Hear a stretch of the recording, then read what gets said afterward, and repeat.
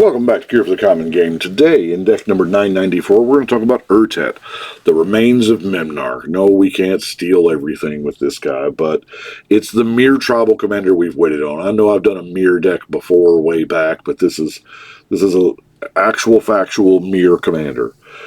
So whenever you cast a Mir spell, you get a Mir token. Sweet. Buy one, get one free is probably what Mirs need to make them even viable. Anyway, at the beginning of combat on your turn, untap each Mir you control.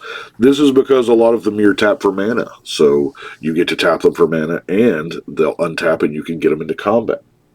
I know, you've been wanting to get that 1/1 Mir into combat for years. So for the low price of Wooburg and tap, you put 3 1/1 counters on each Mir you control. You can only activate this during your turn. Now, it does not say as a sorcery. It just says only during your turn. So the unwinding clock I have in here is not going to break that ability. It's just going to let us have access to a lot of mana. But, yeah, 3 1/1 counters on your team. That's pretty good. So let's get into our ramp, shall we? We have Soul Ring, Arcane Signet. Of course, it's a 5-color deck, so the Chromatic Lantern's kind of necessary. Yeah, we got the Timeless Lotus. Commander Sphere does work now.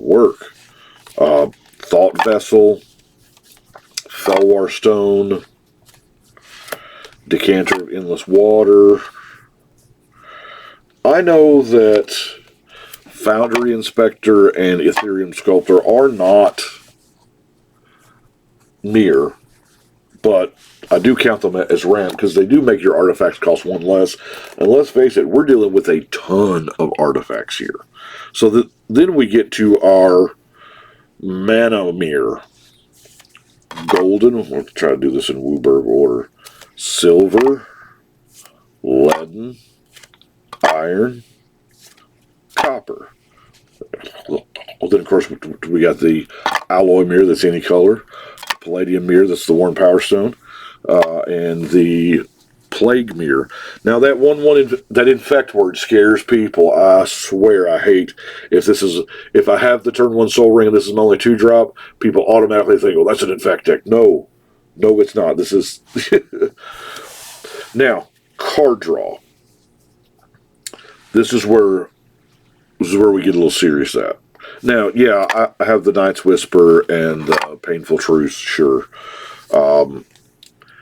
Distant Melody is really good if it's late game. Of course, Staff of Domination. I've already mentioned the Unwinding Clock. Those two work really well together to draw some cards or do whatever. However, I want to talk about something that was in a Tempest Precon. Recycle. This was in a Tempest Precon. So 6 mana, skip your draw, enchantment to skip your draw phase. Whenever you play a card, draw a card. During your discard step, choose and discard all but 2 cards. So your max hand size is 2. That's how that's worded now. Even so much that in Planar Chaos they made a color-shifted black version. Same card, Null Profusion. Now, timestamp order is very important when it comes to this last line.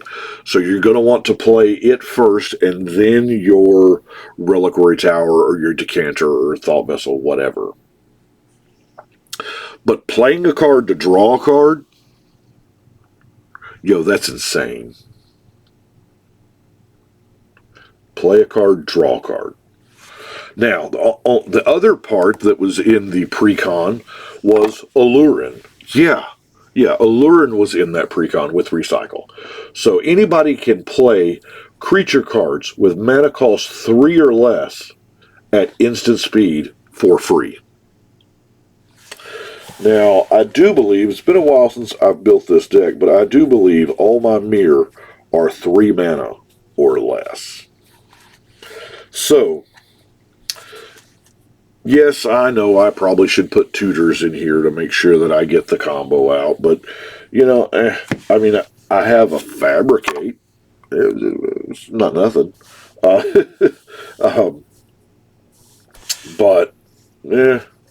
If it happens, it happens. Yay. So let's look through our mirror, shall we? It doesn't really matter what they do. Alpha, adapter, Claw, another infect one, great. Because the object here is just to get beefy and go big. Perilous Mirror, Omega Mirror. Because they're, 3 counters every time you use that ability is just huge. So the smaller, the easier, quicker mirror, the better, especially like Mirror Superior here. It's a 2-mana 5/6. Hey. Sun Touched, Servitor, Mind Servant, Retriever, Galvanizer, Custodian, Brass Squire, Core Tapper, Hover Mirror, Mirror Moon Vessel, Dark Steel Mirror, Sarcomite Mirror. Yeah, I love that Future Sight frame. I'm glad they brought it back, if only for the Mystery Booster 2. Love that Future Sight frame. Mirror Scrappling, Mirror Propagator. Yeah, okay. So we're casting these mirror, and we're getting free mirror tokens out of them. And the idea is at least once every one of our turns, we want to put 3 counters on the team, put 3 counters on the team. Get the mirror, just beef them up, beef them up. However, there are things that we can do to kind of help that along. Because if we get 5, imagine you have 5 mirror token. And then you draw your time sieve. You can tap, sack 5 artifacts to take an extra turn after this one. So, yeah. Now, we've also got the Magistrate Scepter. Works really well with the Unwinding Clock, I should say. To take some turns. Yeah. In a normal 4-player game, what is that, once a turn cycle?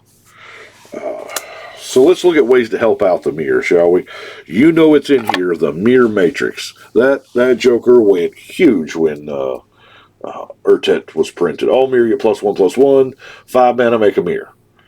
And that right there is really good with the, sack 5 artifacts, take an extra turn deal. Fervor, because I want them to have haste. Hit the ground running. We have the Adaptive Automaton. I almost said Adaptive Mirror. That's what it's going to be, shoot. We have a Mirror Incubator.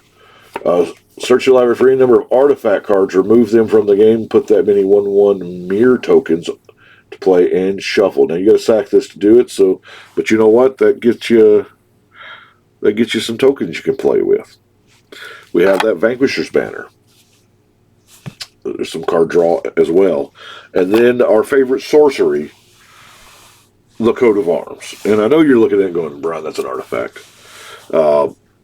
It's probably been a while since I've talked about it, but to me, you have to act like Coat of Arms is a sorcery.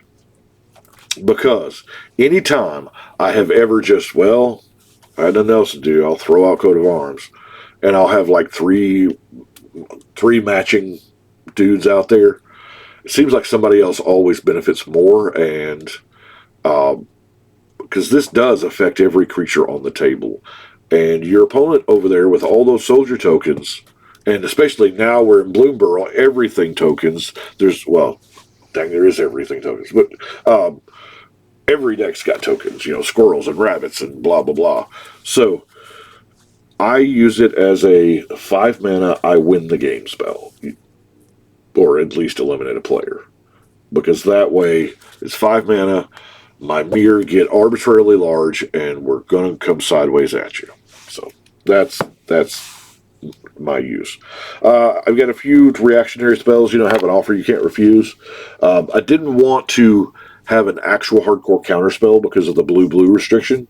So I had an offer and a negate, and then a flawless maneuver because, it's free if we have Urtet out, which if we're doing our thing, we've got Urtet out, it's free.